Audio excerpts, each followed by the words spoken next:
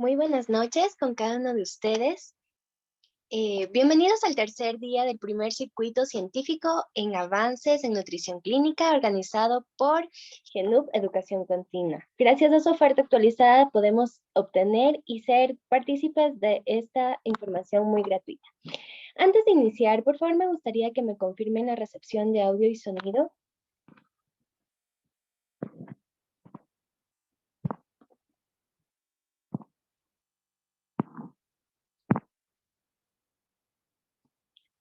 Correcto.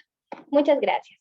Ahora bien, es muy grato presentarme ante ustedes. Mi nombre es Sofía Morales. Soy egresada de la carrera de Nutrición Humana, antropometrista certificada internacionalmente y actualmente soy coordinadora en la Fundación NutriCaren en Ecuador. Me dedico a lo que es consultoría online y también presencial. Para mí es un placer poder compartir con todos ustedes este tercer día de aprendizaje continuo. Antes, me gustaría que por el chat me puedan compartir también desde qué ciudad me están acompañando. Quisiera saber si es que tenemos internacionales o nacionales. Quisiera poder ver. Nos acompañan también desde Perú, nos saben acompañar desde Argentina, desde México, entre otras.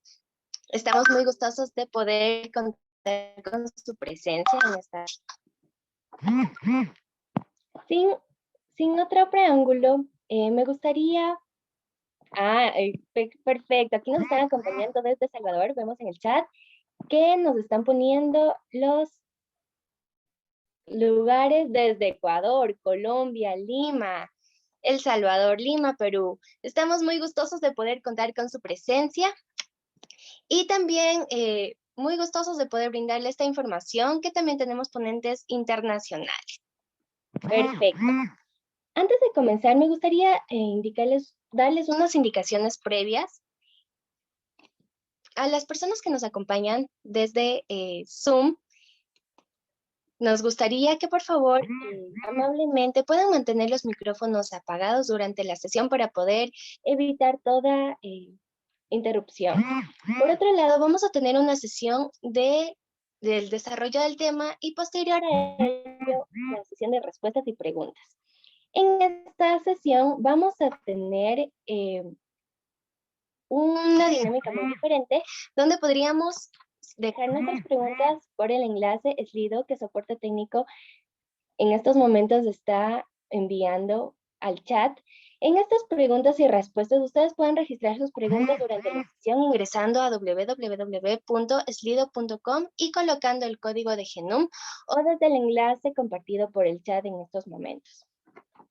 En esta sesión les brindaremos unas noticias y una sorpresa muy especial de una oferta académica posteriormente a la ponencia, así que esperamos contar con su presencia para que puedan obtener una sorpresa, un descuento.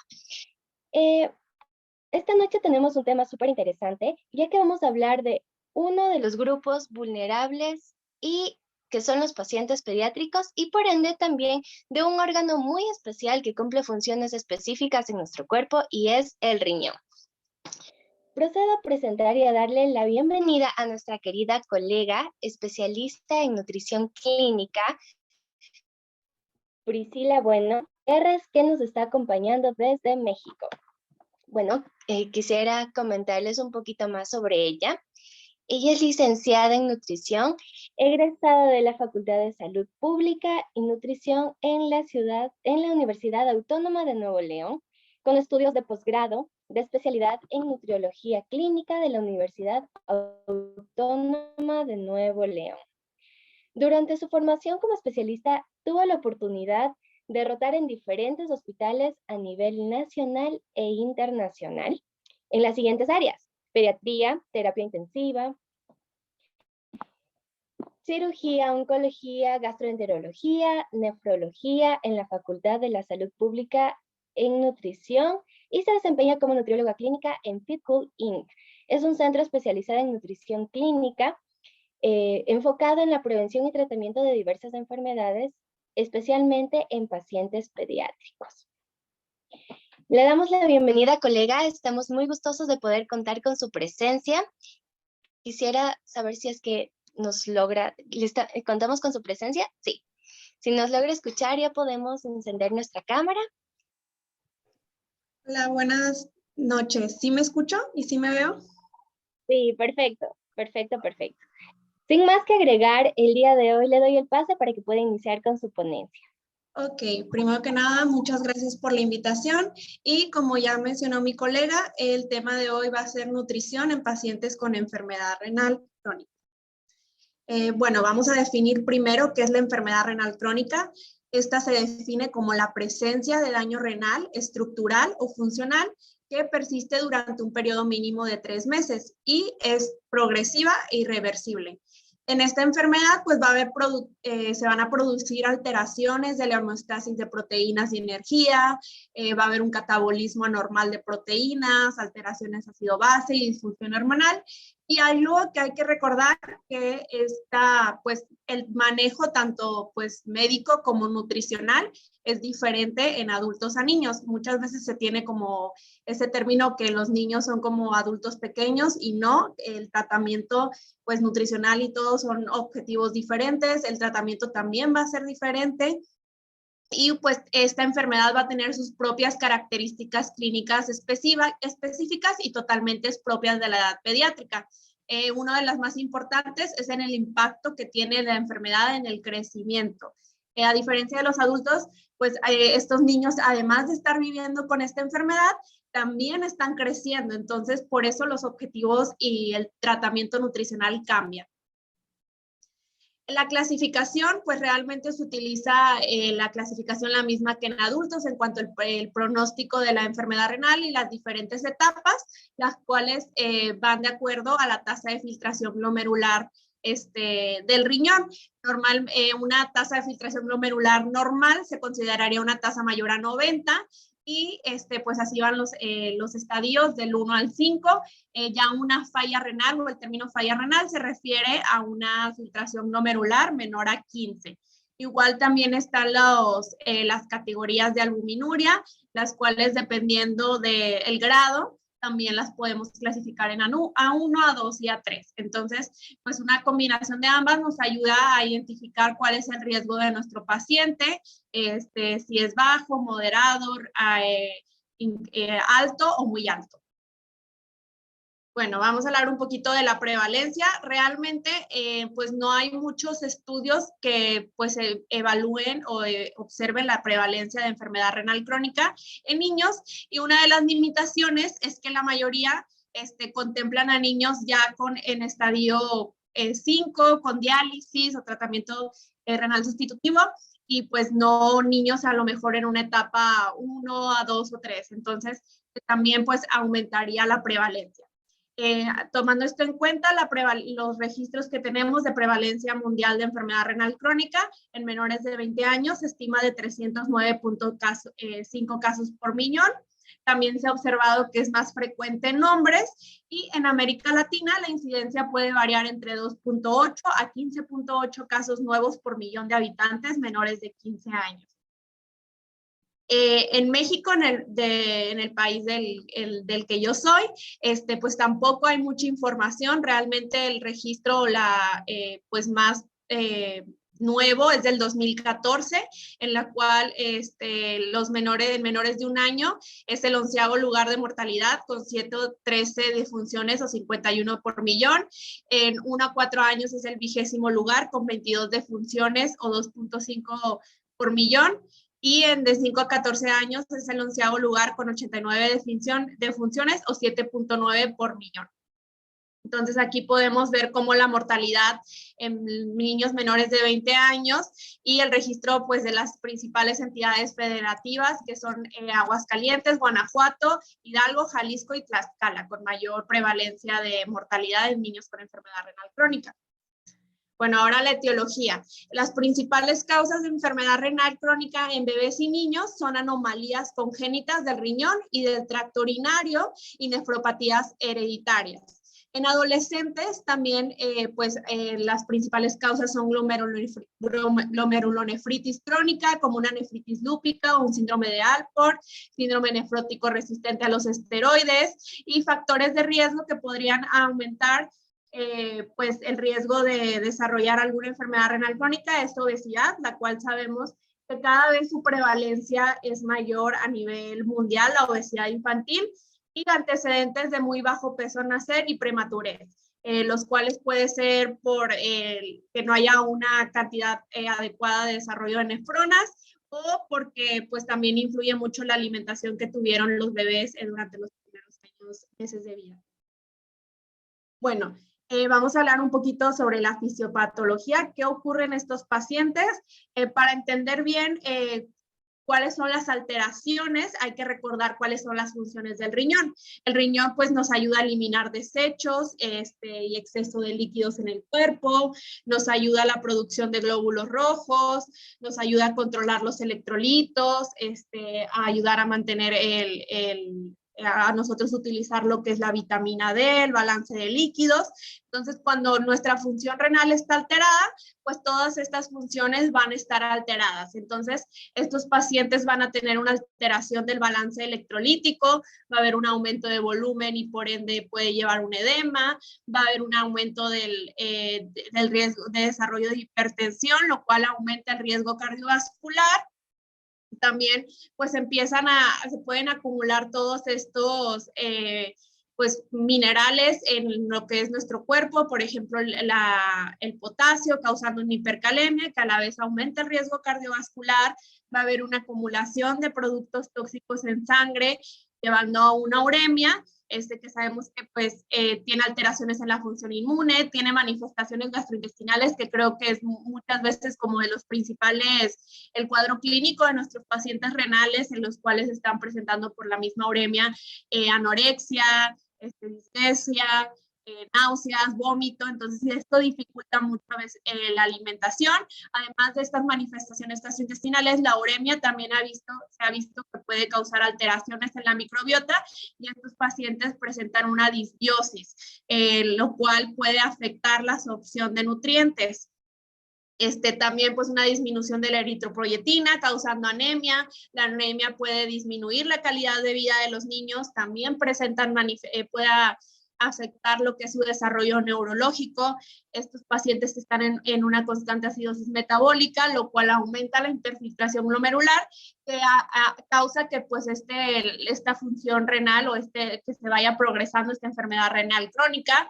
Esta acidosis metabólica también activa el sistema ubiquitina-proteasoma, lo cual aumenta la proteólisis y el desgaste muscular, llevando a una sarcopenia o caquexia, lo cual ya en pacientes renales se tiene el término de desgaste proteínico energético, que más adelante vamos a hablar un poquito más sobre este tema, que lleva a una inflamación y a un hipercatabolismo.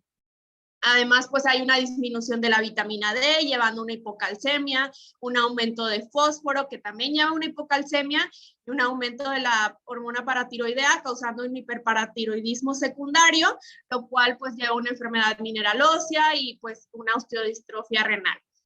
Todo esto, a su vez, pues afecta el crecimiento de nuestros niños, además de que hay anormalidades en el eje de la hormona de crecimiento y el factor de crecimiento similar a la insulina tipo 1, y pues hay que recordar, como ya mencioné, pues muchas veces por los mismos sintomatología de los pacientes o una dieta a veces pues muy restringida en ciertos nutrientes, muchas restricciones dietéticas pueden causar que nuestros pacientes no estén consumiendo o llevarlos a una desnutrición, si pues no hay una buena asesoría nutricional, que a su vez aumenta el retraso en el crecimiento y aumenta el riesgo de mortalidad.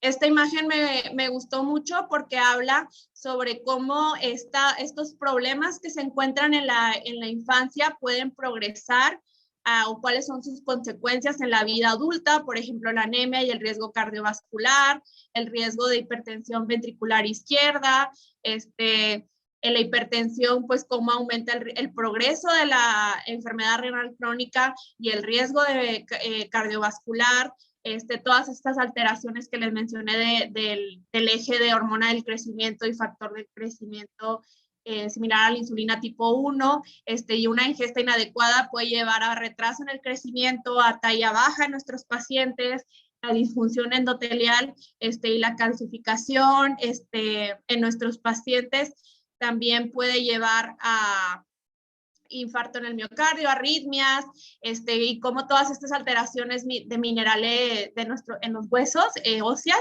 hiperfosfatemia puede causar deformidades en sus huesos, fracturas, calcificaciones ectópicas. Entonces, y también habla, pues es algo que nosotros tenemos que cuidar, que progresen todas estas características clínicas en nuestros pacientes para evitar estas complicaciones a la vida adulta. Igual habla sobre cómo ciertas, pues,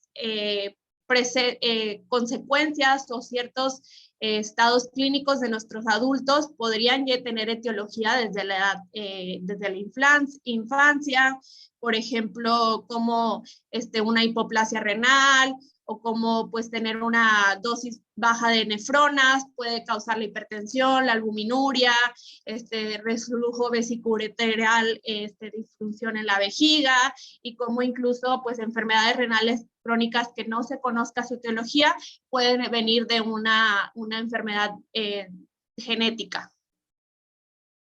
Bueno, como ya mencioné, una de las características clínicas de estos pacientes es el retraso en el crecimiento, lo cual se presenta en el 35% al 50% de nuestros niños. Van a llegar a presentar talla baja, y pues esta velocidad de crecimiento va a sufrir conforme la tasa de filtración glomerular disminuye. El principal factor que contribuye a esto es una desnutrición energético-proteica, lo cual se ha visto que pues una nutrición adecuada con un aporte energético y proteico adecuado podría mejorar el crecimiento en los niños con RST. Las guías KDOQI sugieren que todos los niños con una talla menor a 3 percentil de la talla califican para tratamiento con hormona del crecimiento, y se debe estar monitoreando cada 3 o 4 meses. En cuanto a las alteraciones nutricionales, pues ya, como ya mencioné, además de toda esta enfermedad, pues también causa alteraciones metabólicas en nuestros pacientes que también influyen en, pues en el estado de nuestro paciente, y pues tenemos que tomarlas en cuenta al momento de la intervención. Entonces, estos pacientes pueden llegar a presentar hipercatabolismo, alteración de las proteínas, toda esta inflamación y acidosis, como ya mencioné antes, activan lo que es el sistema de ubiquitina proteasoma, que aumenta la proteólisis y disminuye la síntesis de albúmina. Sabemos que la albúmina también es un predictor de riesgo de morbilidad y mortalidad, por ejemplo, niños que van a llevar una cirugía o algún tratamiento médico. También hay un deterioro de las respuestas de la señalización intracelular a la insulina o factor de crecimiento similar a la insulina tipo 1, llevando una atrofia muscular. Hay alteraciones en los hidratos del carbono como resistencia a la insulina, lo cual ocasiona una intolerancia a la glucosa, una secreción alterada de insulina, llevando a una hiperinsulinemia en ayunas, concentraciones elevadas de glucagón y hormona de crecimiento en plasma, y hay una disminución de la gluconogénesis renal. Además, hay alteraciones en los lípidos, una disminución de la actividad de la lipoproteína lipasa, lo cual puede llevar a una hipertrigliceridemia y mayor riesgo cardiovascular. Bueno, ahora vamos a hablar del desgaste energético proteico, el cual se define como un complejo síndrome metabólico asociado con una enfermedad crónica subyacente, en este caso pues la enfermedad renal, y caracterizado por una pérdida de músculo, con o sin pérdida de grasa.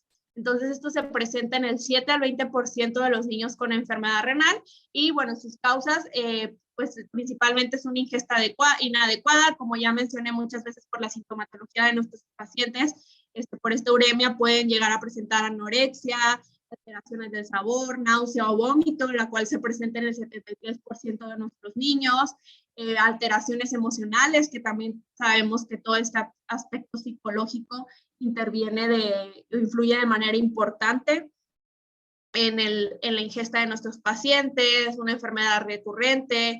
A veces las dietas que pues se les dan pueden llegar a ser poco apetecibles por todas las restricciones dietéticas que presentan, y pues las situaciones socioeconómicas que puedan afectar la ingesta de nuestro paciente. También, como ya había mencionado antes, estos pacientes están en un estado inflamatorio crónico, presentan un hipercatabolismo, el estado constante de uremia, la eliminación de nutrientes durante el procedimiento de diálisis, y causas endocrinas como resistencia a las acciones de la insulina y del factor de crecimiento similar a la insulina tipo 1, pueden llegar a presentar una hiperglucagonemia, un hiperparatiroidismo secundario. Entonces, pues todo esto puede llegar a causar un desgaste energético proteico en nuestros pacientes, y es algo que aumenta la morbilidad y mortalidad de nuestros niños. En cuanto al diagnóstico clínico, pues a la fecha no hay pues todavía como parámetros de indicadores que puedan ayudarnos a diagnosticarlo en niños, solo existen los adultos, pero pues podemos más o menos adaptarlo a nuestros niños. Por ejemplo, en los adultos, pues se tienen que tomar 4 cosas en cuenta. Uno, que haya normalidades bioquímicas, una albúmina disminuida, una prealbúmina disminuida, si tenemos ese parámetro, y el colesterol disminuido. En los niños, pues también se deberían de considerar estos parámetros, solo que hay que recordar que muchas veces los valores de referencia podrían ser diferentes. La disminución de masa corporal, que en los niños pues también podríamos tomar en cuenta que es la ganancia de peso inadecuada, compararlo siempre el IMC con los percentiles para los niños, y pues un peso disminuido, una masa corporal disminuida se consideraría como un peso para la edad, una talla para la edad y peso para la talla menor al 2 desviaciones estándar o menos 3 percentiles. Un desgaste muscular, una pérdida del 5% de la masa muscular en 3 meses o 10% en 6 meses, una disminución del AMB, menos 10% respecto al percentil del 50, y disminución del aclaramiento de creatinina. Y una ingesta dietética inadecuada, bueno, aquí los indicadores que toman en cuenta en adultos, pues obviamente son basados en la ingesta dietética que se recomienda en adultos. Aquí sería adaptarlo a los requerimientos del paciente pediátrico. Pero pues más o menos para darnos una idea, para poder diagnosticar a nuestro niño con desgaste energético proteico, sería que tuviera normalidades bioquímicas, que tuviera una disminución de masa corporal o una pérdida de peso o una ganancia inadecuada, cambios en su masa muscular y una ingesta dietética inadecuada. En cuanto al tratamiento de sustitución renal, pues tenemos la hemodiálisis, la diálisis peritoneal y el trasplante renal. Las guías KDOQI recomiendan considerar la diálisis una vez que la tasa del filtrado glomerular sea menor a 15, mientras que las guías europeas recomiendan pues tienen un umbral de 6. Otros indicadores para iniciar una diálisis pues sería que el paciente presente malnutrición, anuria, alteraciones electrolíticas severas, consecuencias neurológicas, pericarditis, entre otros. Bueno, la hemodiálisis es una forma de terapia de reemplazo renal en la que las sustancias solubles y el agua se van a eliminar por difusión a través de una membrana semipermeable. El acceso a la sangre del paciente se va a lograr a través de una fístula arteriovenosa construida quirúrgicamente con un catéter venoso central. Estas sesiones generalmente duran de 3 a 4 horas y ocurre a 3 veces por semana en la mayoría de los pacientes pediátricos, pero en los infantes generalmente se van a requerir más sesiones más frecuentes porque su ganancia de fluidos pues ocurre diariamente. La diálisis peritoneal es una técnica dialítica que utiliza la membrana peritoneal como filtro semipermeable y implica la infusión de una solución a base de glucosa a través de un catéter que se inserta quirúrgicamente en la cavidad peritoneal, y la difusión a través de la membrana peritoneal permite que los productos de desecho y el agua pasen a la solución de diálisis antes de ser drenados al cuerpo a través de un catéter. Y este es más utilizado en pacientes como infantes y niños y aproximadamente el 50% de los adolescentes. Y el trasplante renal, pues es considerado el mejor tratamiento para los niños con RC en etapa terminal y consiste en colocar un riñón de una persona sana o donador cadavérico en el cuerpo del paciente. Y se tiene que tener una atención especial de la nutrición y salud, generalmente del paciente, para asegurar longevidad del riñón trasplantado. Bueno, durante esta presentación no voy a hablar mucho sobre el tratamiento nutricional en niños con riñón trasplantado. Sin embargo, sabemos que pues normalmente después del trasplante de la cirugía, pues es importante tener una atención nutricional pues adecuada pues el de por vida, ya que pues hay que asegurar que pues este riñón trasplantado sea aceptado, y muchas veces estos niños pues llevan tratamientos con inmunosupresores como corticosteroides que pueden aumentar la ganancia de peso, pueden causar alteraciones metabólicas, los cuales pueden poner predisponer a ciertas complicaciones que tenemos que evitar, y pues por eso es necesaria una nutrición adecuada. Bueno, ahora vamos a hablar sobre la evaluación nutricional de estos niños. En cuanto al tamizaje nutricional, a nivel mundial actualmente existen 6 tamizajes validados. Está el NRS, el PNRS, el STAMP, la valoración global subjetiva, el PIMS, el Strong Kids. Realmente pues todos van a variar de manera significativa su capacidad de identificar y clasificar el riesgo de malnutrición, pues va a depender del el hospital o el tamizaje que nosotros utilicemos. Lo que sí recomiendan las guías es que además de utilizar un tamizaje, siempre se evalúe el peso para la talla o el IMC, el peso para la edad, la talla para la edad, la circunferencia cefálica y la circunferencia de brazo de nuestros niños. ¿Qué se recomienda evaluar? Siempre pues el peso, ya sea pues dependiendo de la edad de nuestro bebé, va a ser si va a ser de cúbito o parado, la talla o longitud, la circunferencia de cabeza, la circunferencia de brazo, pues el peso seco y el peso meta, pues en este caso sería el peso en estado eubolémico, y en pacientes postdiálisis en niños con hemodiálisis, y el peso sin los líquidos de la diálisis en niños con diálisis peritoneal. Y pues se debe comparar en base al peso para la edad, según la OMS, menores de 2 años, y según la CDC, en mayores de 2 años. La longitud o estatura para la edad, son un reflejo del estado nutricional crónico. Se recomiendan utilizar tablas de la OMS y de la CDC según la edad y evaluar la velocidad de crecimiento. El peso para la talla se recomienda evaluar en menores de 2 años, según las guías de la OMS, y el IMC para la edad, utilizando el peso seco y las tablas de la CDC. Y se debe evaluar el IMC para la edad de la talla, es decir, la edad en la que la talla es el 50 percentil, porque hay que recordar que muchas veces estos niños pues tienen una talla más baja, entonces pues lo que recomiendan las guías es compararlo con la talla, con la edad en la que la talla el niño presenta es el 50. El peso ideal para la edad es el peso en el mismo percentil para la talla, para la edad, para la misma edad y sexo. Y evaluar en la circunferencia cefálica se recomienda evaluar en menores de 3 años. En cuanto a la evaluación bioquímica, pues se recomienda evaluar los electrolitos, sodio, potasio, cloro y bicarbonato, minerales como calcio, fósforo y magnesio, la glucosa, los triglicéridos y colesterol, evaluar la función renal común, creatinina, la albúmina y pues signos de malnutrición como un aumento de la PCR y la proteinúria. En cuanto a la evaluación clínica, pues es importante evaluar el historial médico de nuestro paciente, factores psicológicos y sociales que afecten la nutrición, la presión arterial, el gasto urinario, el uso de medicamentos y la interacción fármaco-nutriente, signos de deficiencias nutricionales y igual problemas gastrointestinales que puedan dificultar la alimentación de nuestros pacientes.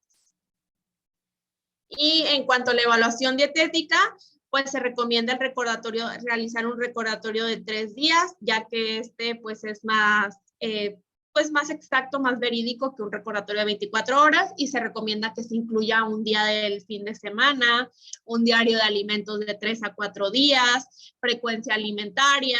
Es importante también evaluar la ingesta de proteínas, hidratos de carbono, de lípidos, de sodio, de calcio, de fósforo, de fibra y de líquidos. Y pues evaluar todos los factores que influyen en la ingesta dietética de nuestro paciente, como medicamentos, cuáles son los conocimientos y creencias, actitudes, comportamiento obseso de alimentos, si tiene alguna alteración psicológica o función cognitiva que afecte la alimentación. Aquí, por ejemplo, algo que pues establecen, como menciono en las guías, mucho de las creencias y conocimientos de la nutrición. Esto es muy importante porque pues sabemos que muchas veces existen muchos mitos, o muchas ideas que pues luego los papás, que generalmente son los que se encargan de alimentar a los niños, pueden tener erróneos o pueden muchas veces, pues como mencioné, hay muchos mitos y de que, ay, me dijo no sé quién o leí en internet. Entonces, pues todo esto hay que evaluarlo y pues a nosotros ayudarles a pues tener los conocimientos adecuados para evitar pues restricciones o innecesarias. Bueno, ahora vamos a las recomendaciones nutricionales. ¿Cuáles son los objetivos de la intervención nutricional? El objetivo es mantener un estado nutricional óptimo, es decir, el lograr un patrón normal de crecimiento y composición corporal mediante una ingesta de cantidades y tipo de nutrientes adecuados, evitar la toxicidad urémica, las anomalías metabólicas y la desnutrición, y reducir el riesgo de morbilidad y mortalidad en la edad adulta. En cuanto a los requerimientos de energía, hay que considerar siempre pues la tasa metabólica basal de nuestro paciente, la cual pues está influida o influye el estado nutricional, genética, la misma enfermedad renal crónica, la ingesta energética, pérdidas, edad y sexo, la termogénesis de los alimentos, la actividad física que tenga nuestro paciente y el crecimiento. Entonces, pues obviamente siempre vamos a buscar dar la energía adecuada para nosotros pues poder satisfacer las necesidades de estos 4 ámbitos. En cuanto a los requerimientos de energía recomendados para niños con enfermedad renal crónica, según las guías es del 100% de recomendado para la edad y la talla. Este debe permitir que mantenga el peso, que promueva una ganancia de peso óptima y se debe ajustar a la actividad física del paciente. Entonces, pues aquí pues sabemos que muchas veces esto es un poco subjetivo o hay que agregar un poquito como pues el ojo clínico, el manejo, pues si vemos que el niño pues con la recomendación diaria para la edad pues no está subiendo de peso o está teniendo pérdida de peso, pues ahí tendríamos que aumentar las calorías. Algo que también mencionan las guías es que en pacientes con diálisis peritoneal solo se debe contemplar las calorías del dializato en caso de tener obesidad, ganancia de peso excesiva y actividad física reducida. Si no, pues actualmente las guías no recomiendan calcularlo. Entonces, en cuanto a las ecuaciones, se recomienda, pues podemos utilizar la Scofield, FAO-OMS y utilizar el factor de actividad, dependiendo si nuestro niño es sedentario, es decir, que solo realiza las actividades de la vida diaria, es ligeramente activo, es decir, que solo realiza actividades de la vida diaria más 30 a 60 minutos de actividad física moderada, el activo que realiza más de 60 minutos de actividad física moderada y muy activo que realiza actividad física moderada y además actividad física vigorosa. Entonces, pues esto es muy importante para calcular el requerimiento energético, pero pues realmente es igual a la de los niños de su edad, se da el 100% del requerimiento, a menos que sea necesario pues aumentar. En cuanto a la proteína, que sabemos pues en el manejo renal de nuestros pacientes, la proteína o el aporte de proteína es fundamental y es muy importante, ya que tanto un exceso puede provocar un aumento de la presión intraglomerular y una hiperfiltración glomerular y aumentar la acidez corporal, creando una pobre mineralización ósea. Pero una deficiencia puede causar desnutrición, afectar su crecimiento y causar desgaste proteico energético, que como ya habíamos mencionado antes, aumenta la morbilidad y mortalidad de nuestros pacientes. Entonces, pues aquí es buscar asegurar una ingesta adecuada, no excesiva de proteínas, pero tampoco muy deficiente, sino lo adecuado para la edad. Entonces, ¿qué recomiendan las guías? Las guías recomiendan el DRI o el RDA de nuestros pacientes en niños en etapa 3 del 100 al 140%. Entonces, por ejemplo, aquí vemos, no sé, en un niño de 1 a 3 años, si el DRI es de 1.05, en niños en etapa 3 del 100 al 140% sería de 1.05 a 1.5. En niños en etapa 4 a 5 se recomienda del 100 al 120% del DRI. En niños con hemodiálisis, el DRI más 0.1 gramos por kilogramo de peso. Y en diálisis peritoneal, el DRI más 0.3 gramos por kilogramo de peso. Notas, en algunas situaciones se va a tener que incrementar, por ejemplo, si el niño tiene otra patología, si tiene una infección reciente, entonces pues aquí también es ajustarlo. Y en niños con obesidad se recomienda utilizar el peso ajustado, es decir, peso ajustado es el peso ideal para la talla, más el 25% por actual menos ideal.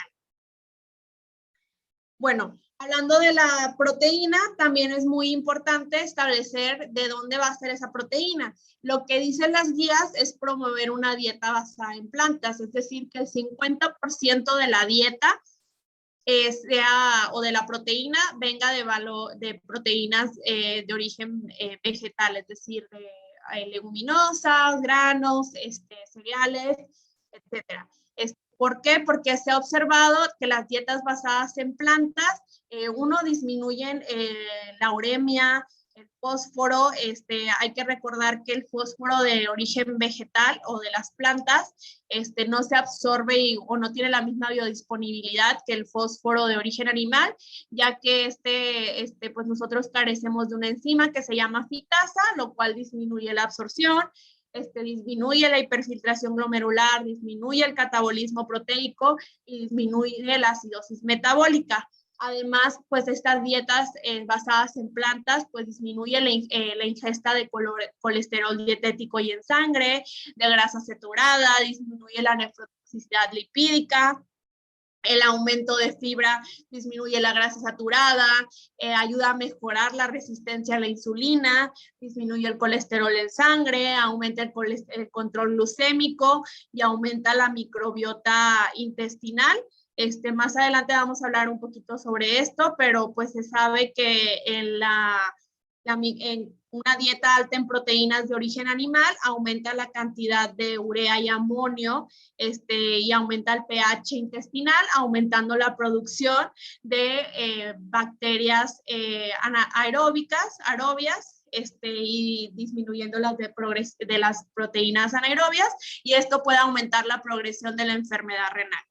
Entonces, además las dietas, los alimentos vegetales, pues también sabemos que son fuente de fitoquímicos, de antioxidantes, que también ayudan a disminuir el riesgo cardiovascular, que disminuyen el riesgo de la progresión de la enfermedad renal crónica. Entonces, pues esta dieta basada en plantas se ha observado, pues hay más estudios de su uso en adultos.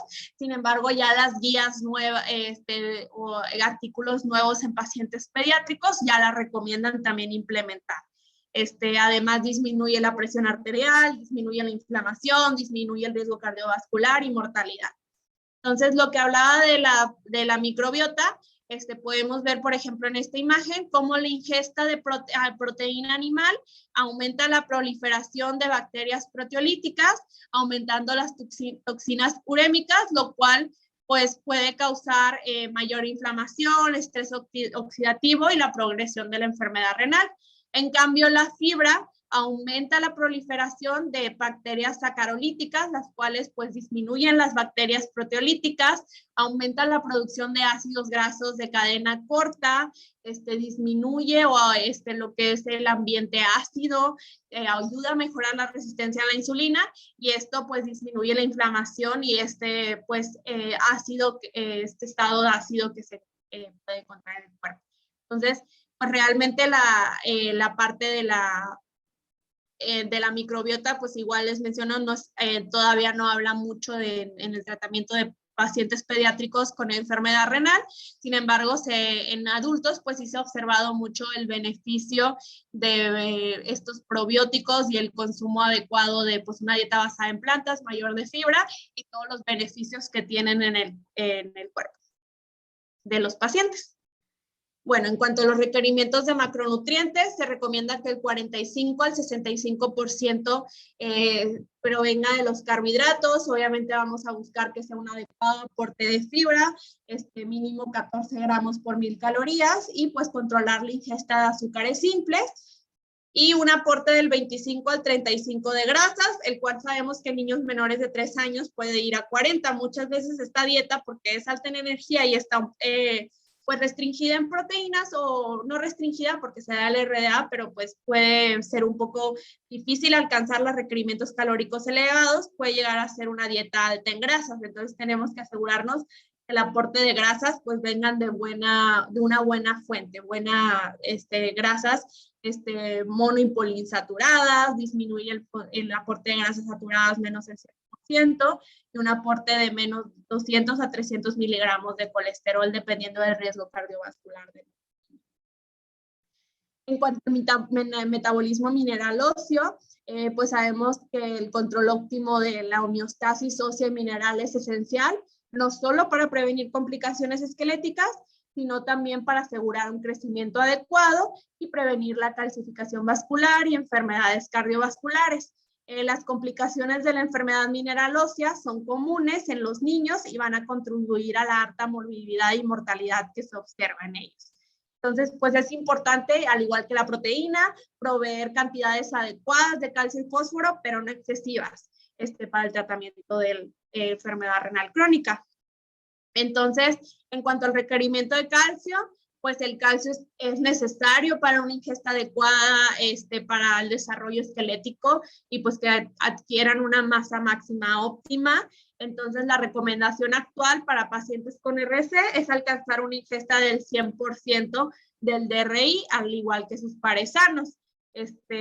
Hay que evitar los excesos de calcio, es decir, dar lo suficiente sin llegar al exceso. Por ejemplo, aquí les marco lo que las guías establecen como límite superior en enfermedad renal crónica en niños, ya que una ingesta excesiva de calcio puede provocar hipercalcemia, puede provocar enfermedad ósea adinámica y calcificación sistémica. Pues bueno, sabemos que las principales fuentes de calcio en niños son la leche, los productos lácteos, la leche materna y fórmulas infantiles, y pues generalmente los bebés y niños alcanzan su requerimiento de calcio adecuado a través de la leche materna o de la fórmula, la cual generalmente aporta del 50 a 60 miligramos de calcio por 100 calorías en una relación calcio-fósforo de 1.1 a 2.9.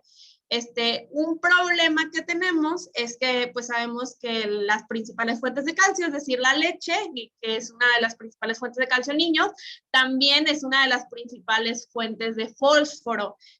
Entonces, a su vez, muchas veces una disminución, una restricción de fósforo en estos niños puede conducir a una disminución de la ingesta de calcio.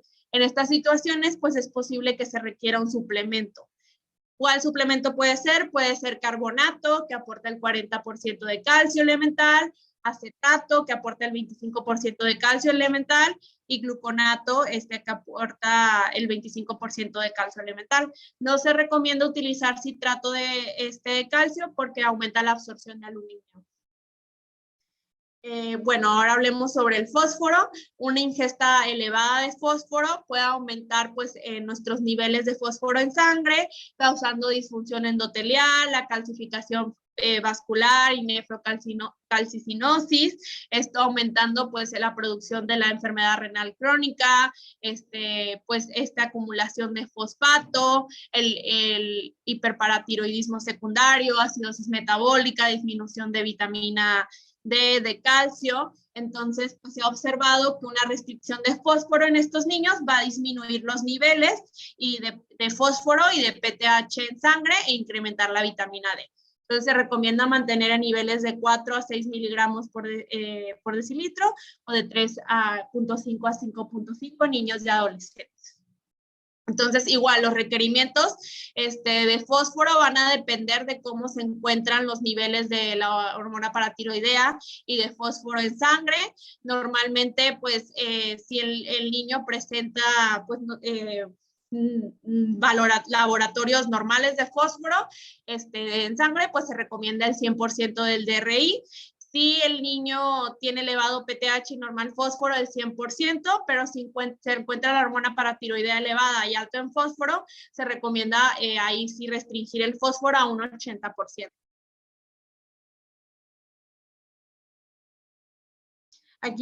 Aquí podemos ver el contenido de fósforo en diferentes alimentos. Como observamos, las principales fuentes de fósforo son los lácteos, el salmón, algunos tipos de queso, entre otros. Algo que sí hay que mencionar es que una de las principales fuentes de fósforo en los niños es la ingesta de comida rápida o alimentos procesados. Sabemos que los alimentos procesados generalmente pueden llegar a utilizar fósforo inorgánico y aditivos, y este es absorbido el 100%. Por ejemplo, esto era lo que les mencionaba de la absorción de fósforo en las plantas, realmente solo se absorbe el 10 al 30%. Entonces, pues muchas veces no, pues sí hay ciertas, pues no hay que preocuparnos tanto por el fósforo en las plantas, sino en nuestro principal enfoque debería ser del fósforo inorgánico que obtenemos de los aditivos, el cual pues se absorbe en el 100% y es el cual deberíamos evitar.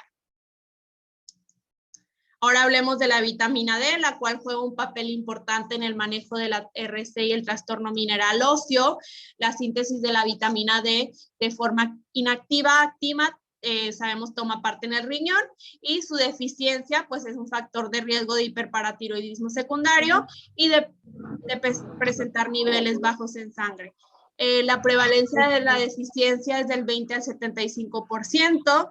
Esta es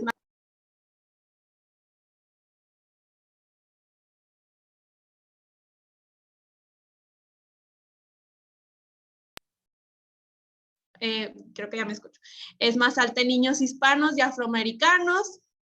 La recomendación pues va a ser estar monitoreando los niveles de vitamina D cada 6 a 12 meses y si este es menor a 30, pues se debe suplementar. Entonces aquí podemos ver el requerimiento de vitamina D o cuánto se recomienda de suplementación dependiendo de los valores que presenta nuestro paciente. Si este es menor a 5%, menos a 5 en sangre, se consideraría una deficiencia severa de vitamina D y se recomendaría suplementar 800 unidades internacionales al día por 4 semanas o 50,000 cada semana por un mes, y luego 4,000 diarias por 2 meses o 50,000 2 veces por mes. Si tiene un valor de 5 a 15, se considera una deficiencia moderada de vitamina D y se recomienda una suplementación de 4,000 por 12 semanas o 50,000 cada 2 semanas. Y una de 16 a 30 se considera deficiencia de vitamina D y se recomienda 2,000 unidades internacionales diarias o 50,000 unidades internacionales cada 4 semanas, y esto por 3 meses. El sodio, el requerimiento de sodio en niños con ERC va a depender de la enfermedad renal y del grado de la insuficiencia renal. Pues una ingesta insuficiente de sodio puede afectar negativamente el crecimiento, ya que puede afectar el desarrollo muscular y mineralización del hueso y la retención de nitrógeno, pero un exceso puede llevar a ocasionar hipertensión arterial o edema. Entonces es por eso que igual se recomienda pues dar la ingesta adecuada de sodio dependiendo de la edad, el cual pues aquí podemos ver en la tablita, como es de 120 en niños menores de 6 meses, 370 de 7 a 12 meses, 1 a 3 años 1,000, 4 a 8 años 1,200, 9 a 13 años 1,500 y 14 a 18 años 1,500. En ciertos niños que presentan poliuria, por ejemplo, resultado de una uropatía obstructiva, una displasia renal, en este caso sí se van a haber pérdidas sustanciales de sodio en la orina y se recomienda suplementar con sodio. En caso de niños con oliguria o anuria, ahí sí van a requerir una restricción de sodio y fluidos para minimizar la ganancia de líquidos, edema e hipertensión, a menos de 1,500 miligramos en mayores de 2 años y 1 a 2 miliosmoles por kilogramo al día en infantes. Otras recomendaciones generales, pues va a ser evitar alimentos procesados y de comida rápida, ya que es el principal contribuidor de sodio en niños, aportando el 75% de la ingesta de sodio. Vamos a reemplazar procesados y enlatados con comida fresca, leer las etiquetas nutrimentales y elegir productos aptos en sodio, utilizar hierbas y especias para añadir sabor, evitar el salero en la mesa y contemplar algunos medicamentos como antiácidos, laxantes que contienen sodio. El potasio, bueno, las causas de una hipercalemia en estos niños, pues puede ser una disminución en la excreción, una obstrucción urinaria, rhabdomiólisis, acidosis o tratamientos con diuréticos ahorradores de potasio, y de los inhibidores de la enzima convertidora de angiotensina, y pues solo se recomienda restringir el potasio cuando los niños tienen hipercalemia persistente. Una función que sabemos que una hipercalemia persistente puede llevar a una función muscular deteriorada, incluyendo pues el corazón y un fallo cardíaco. Y en caso de hipercalemia, pues sí se recomienda restringir de 30 a 40 miligramos por kilogramo al día. Si no tienen si sus laboratorios de potasio están adecuados, se puede seguir aportando una ingesta adecuada de potasio. Aquí hay que recordar que en todo el tratamiento nutricional de nuestros pacientes se debe individualizar de acuerdo a los laboratorios que presentan. Entonces, pues en los pacientes que sí tienen hipercalemia, pues se recomienda ofrecer lista de alimentos con bajo, moderado y alto contenido de potasio, también distribuir su consumo de potasio durante el día, y pues enseñarle métodos de remojo y cocción de los alimentos. Entonces, aquí podemos ver esta tablita, cuáles son la ingesta diaria recomendada de potasio para la edad, dependiendo de la edad de nuestros pacientes. Y pues esta tablita podemos ver cuál es el contenido de potasio en alimentos. Obviamente en un niño que esté presentando hipercalemia, ahí pues sí se va a recomendar evitar los alimentos en alto aporte de potasio y asegurar una ingesta o promover la ingesta de alimentos bajo contenido de potasio.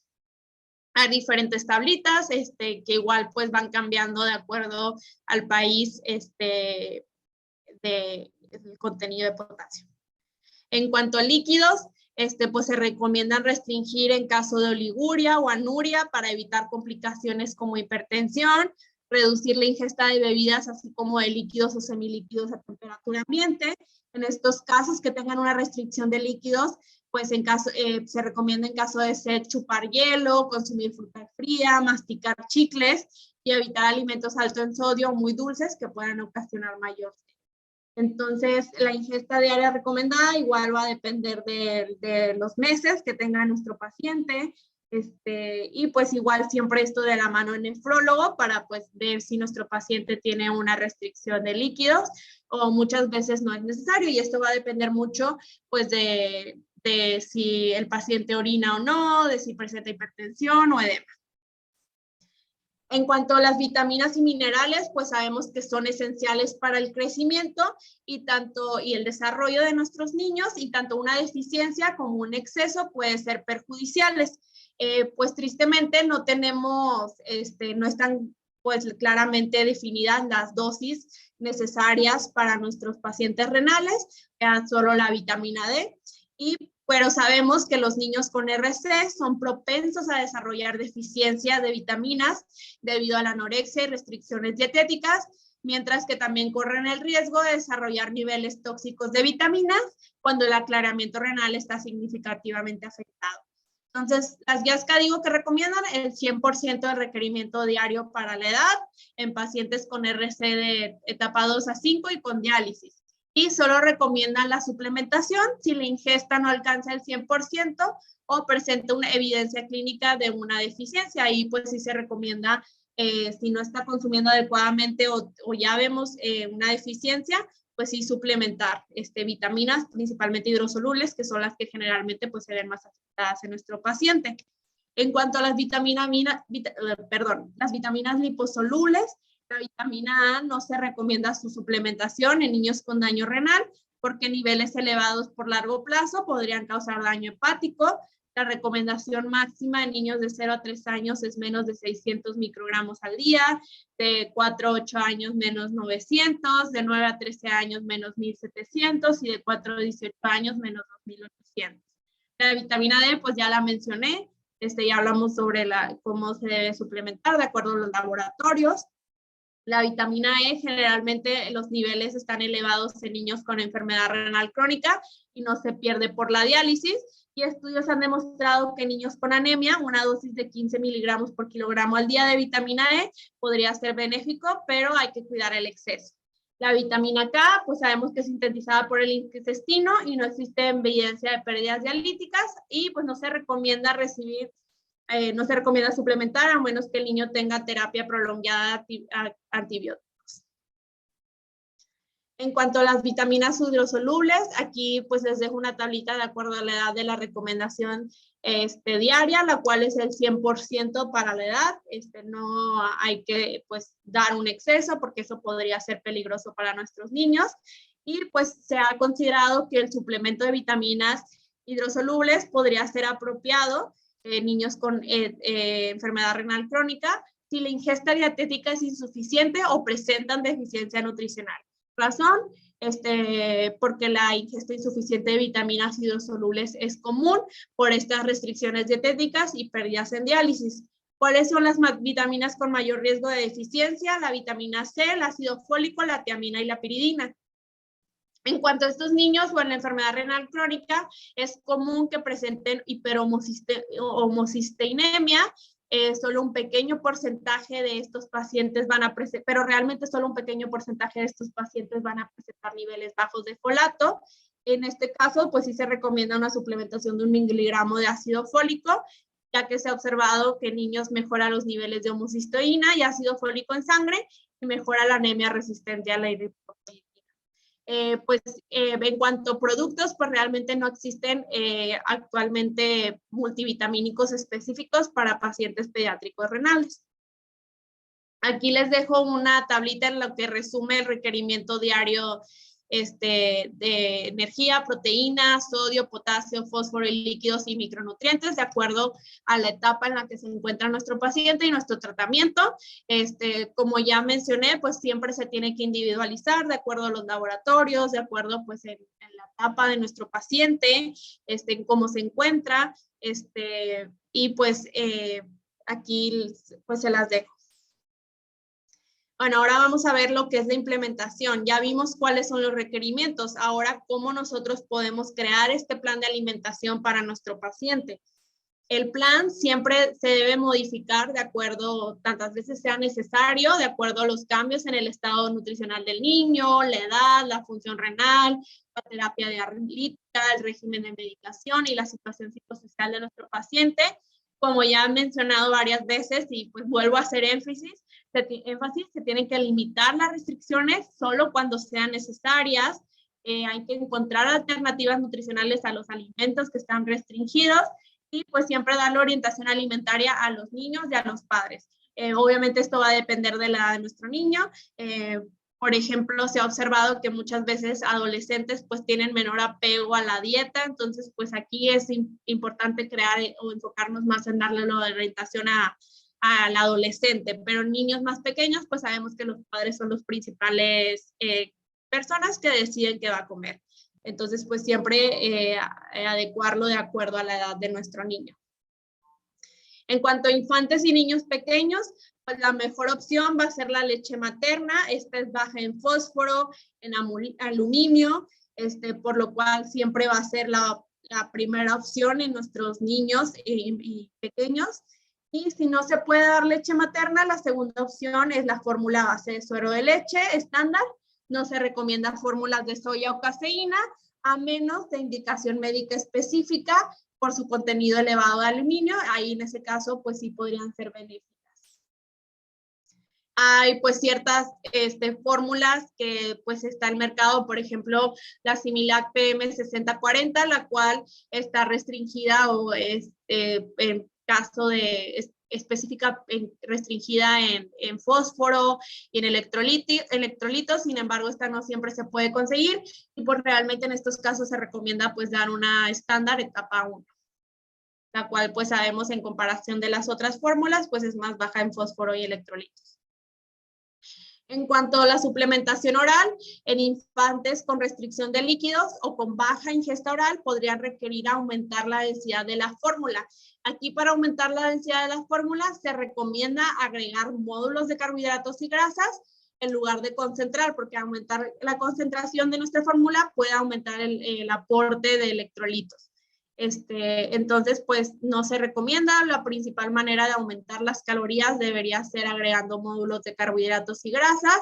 Y pues realmente MCTs no se recomiendan en caso de mala absorción. Generalmente pues se recomiendan ya sea policosa o polímeros de glucosa, aceite vegetal, y en niños más grandes pues ya se podrían utilizar fuentes de carbohidrato como cereal.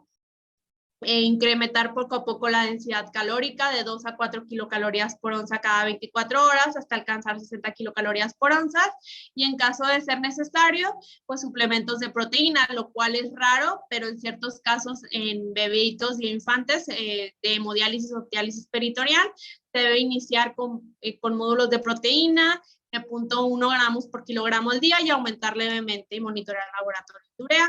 Por ejemplo, uno que a mí me ha tocado usar es el Duocal, el cual es que se recomienda para mayores de 1 año y es una fórmula a base de glucosa y grasa. Entonces, esto puede ayudar como módulo para aumentar la densidad calórica de la fórmula sin tener que aumentar el aporte proteico de electrolitos. En cuanto a mayores de 6 meses, se recomienda iniciar la alimentación complementaria a la edad recomendada. Mientras sea posible, pues asegurar una ingesta diaria sana y equilibrada con amplia variedad de opciones de alimentos, al igual que sus pares sanos, y pues teniendo en cuenta las posibles limitaciones dietéticas en caso de ser necesarias. Y aquí repito, siempre checar laboratorios. Permitir el desarrollo de la alimentación y pues asegurar una alimentación lo más normal posible. Y en caso de ser necesario, se puede continuar con fórmulas infantiles, en este caso pues fórmulas de inicio, porque generalmente tienen menor contenido de proteínas y electrolitos en comparación de pues fórmulas para niños más grandes. Bueno, ¿qué pasa si nuestro niño no está obteniendo los nutrientes con la pura alimentación, con los puros alimentos, no está obteniendo, no alcanza su requerimiento, no está consumiendo lo suficiente? Ahí la primera opción siempre va a ser fortificación de los alimentos. Entonces, ¿qué significa esto? Hacer los alimentos más densos calóricamente, enfocados en carbohidratos y grasas, por ejemplo, aumentar la ingesta de aceite vegetal, agregárselo a sus pastas, al arroz, a sus cremas, a sus alimentos, agregarle mantequilla a su pan, a las pastas, a los alimentos, mermelada, alimentos, pues, carbohidratos que generalmente los niños comen con mayor facilidad, como pastas, arroz, pues aumentar su densidad.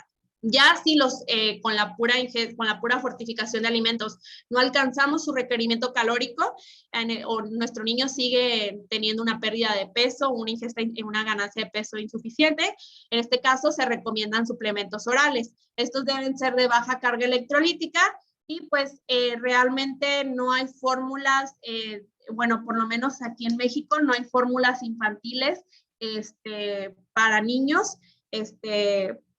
fórmulas renales, entonces generalmente se recomienda pues continuar con la fórmula de inicio en bebés o niños más pequeños o en fórmula de adultos, los cuales sabemos que las fórmulas de adultos están diseñados para niños mayores de 10 años, pero en niños menores de 10 años se podría ajustar dosis de acuerdo a sus requerimientos y laboratorios. En cuanto a fórmulas, por ejemplo, aquí lo que nosotros tenemos pues tenemos suplementos dependiendo del tratamiento de nuestro paciente. Por ejemplo, tenemos la NIN malteada nutritiva, la cual es alta en energía y baja en proteína. Nos aporta 350 kilocalorías por porción, 6.6 gramos de proteína y esta es baja en sodio, en potasio y fósforo. También en casos, por ejemplo, ya adolescentes con hemodiálisis o diálisis peritoneal que aumenta su requerimiento de proteína, ahí sí podríamos requerir algún suplemento alto en proteína. Por ejemplo, tenemos el Nepro HP, el cual aporta 434 kilocalorías por porción, 19.2 gramos de proteína y también es bajo en sodio, potasio y fósforo. Y está el Presupor renal, que también es alto en proteína, nos aporta 275 kilocalorías por porción, 20 gramos de proteína, sodio, potasio y fósforo, también disminuidos. Si con los suplementos orales todavía no alcanzamos, la ingesta es insuficiente, pues nuestra tercera opción sería la nutrición enteral, y pues como mencioné, solo si la ingesta oral es deficiente. La nutrición enteral puede ser administrada en bolos o continua durante la noche y pues puede ser, dependiendo de si va a ser a corto o largo plazo, una sonda de nasogástrica o una gastrostomía. Y pues hay que recordar que cada una tiene sus propias complicaciones. Y bueno, la nutrición parenteral, en caso de intolerancia oral o enteral por disfunción gastrointestinal, podría ser necesaria para una nutrición adecuada. Y pues tomar en cuenta que esta es la última opción y que realmente muchas veces no se utiliza porque niños con RC etapa 5 generalmente tienen restricciones de líquidos. Existe muy poca experiencia en niños el uso de nutrición parenteral intradialítica. Esta, pues, ¿qué es? Es una manera de ofrecer macronutrientes a pacientes con desnutrición durante la hemodiálisis por acceso venoso. En adultos se ha visto que podría ayudar a repletar los nutrientes perdidos durante la hemodiálisis, pero como ya mencioné en niños, pues existe muy poca evidencia todavía como para recomendar. Y bueno, en resumen, ¿cuáles son nuestras conclusiones? El manejo nutricional de los niños con RC debe ser siempre individualizado a la situación, a la edad y al contexto del paciente. Hay que considerar siempre que está creciendo. Entonces, esta es la diferencia con el tratamiento nutricional en los adultos. Una intervención nutricional adecuada es indispensable para el mantenimiento de un estado nutricional óptimo, para el control de la uremia, para anomalías metabólicas, el crecimiento adecuado y reducción de morbilidad y mortalidad. Y pues hay que limitar las restricciones, como mencioné, solo cuando sean necesarios, entonces siempre estar checando los laboratorios. Bueno, ya sería todo por hoy. Aquí les dejo mi correo electrónico por si alguien tiene alguna duda, pues también me puede mandar un mensaje. Y vamos a la parte de preguntas y respuestas. Le agradecemos mucho, colega Priscila, por esta excelente ponencia. La verdad que es muy completo. Y bueno, en esta parte hemos llegado a la sesión de preguntas y respuestas, como mencionaban antes. Quisiera que por favor puedan ingresar a Slido y puedan colocar las preguntas. Ya tenemos algunas preguntas que posteriormente las estaremos realizando, pero sin antes quisiera recordarles una nueva oferta educativa. En esta parte vamos a brindar una información muy importante, que es un curso de actualización en nutrición clínica oncológica por parte de GENUP Educación Continua. Este curso tiene una modalidad virtual sincrónica. La duración de este curso es de 40 horas académicas, inicia el 22 de enero del 2022 y tiene un valor de 2 créditos académicos y es auspiciada por esta universidad, la Le Condor Bleu. Es muy interesante que puedan participar, les animamos a que puedan suscribirse y por estar atentos aquí tienen un 40% de descuento con este código. Si quieren pueden guardarlo por participar también de este webinar. Así que les dejamos opción de ustedes para que aprovechen este curso. Y también tenemos un próximo curso de nutrición, de proceso de atención nutrición, de proceso de atención nutricia, que va a ser aplicado en sí en la consulta ambulatoria. Inicia el 15 de febrero, tiene una duración de 14 horas, son 3 sesiones, igual va a ser una modalidad virtual en vivo por vía Zoom y dirigido especialmente a los profesionales nutricionistas, dietistas y nutriólogos de estudiantes de nutrición. Va a estar muy interesante también y por participar en este webinar tienen un 40% de descuento con este código. Si quieren, tómenlo en pantallazo para que puedan acceder. Son muy buenos todos estos cursos que se dan, así que aprovechen. Y también tenemos un próximo webinar que es de evaluación nutricia pediátrica orientado a la práctica materno-infantil. En este caso va a ser el 21 de febrero a las 8 de la noche por Ecuador, Perú y Colombia. Vamos a tener una ponente muy especial, Cas García Espinosa Perla. Ella va a estar acompañándonos y nos va a brindar esta excelente charla. Es de México, así que también aprovechen, chicos. Un próximo curso, el 8 de marzo, va a durar 14 horas, va a ser de 3 sesiones, igual modalidad virtual. Y se trata de evaluación nutricional en pacientes pediátricos. Este curso también va a ser muy bueno, así que les dejamos igual por participar de esta sesión. También tienen un 40% de descuento con el código EVANUP. Así que chicos, aprovechen. Creo que en este curso que sigue Avances en Nutrición Clínica, todo lo que están viendo, ¿no? En este momento. Creo que Nutri, usted tenía en el curso que pasó.